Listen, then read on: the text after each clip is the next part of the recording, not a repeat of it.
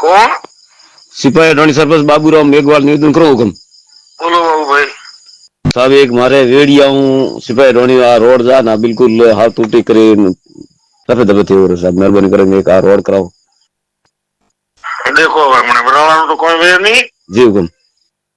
बराला जाओ दी पोसे करो कोशिश। रास्ता मारे साहब पूरी परेशानी है। अरे धोरा है वो काय परेशानी है मोती धोरा पड़िया घना हालो हुकम धोरा री बात एमएलए साहब नहीं मतलब खाड़ा पड़िया पर वो में भरा भरा पानी खिजड़ी वाली तक आप एक मेहरबानी करी ना आतरो रोड कराओ तो। खिजड़ी वाली तक रोड मैं बनाए तो ना वीडियो खिजड़ी वाली करे बनाए तो। हाँ आप बनाए तो ना मैं आप बनाओ ओडे को। बस तो बस ठीक है ना वे देखे बनावे आवे जेड़े बोट दी तेड़े बनावे ये हम खाओ। जी जी बोट तो साहब धोर तो बादी जनता एक समान है। ना भाई एक समान की करे बोट दी तो वो की करे एक समान है। वो तो दूसरे मैं सरपंच बने तो वोट तो पार्टी हो गया काम तो बात और करो पड़े। हाँ वो एक अलग चीज थोड़ी दिया करो ये रोड वास्ते साहब। बोट दी लो जी ठीक ठीक जी।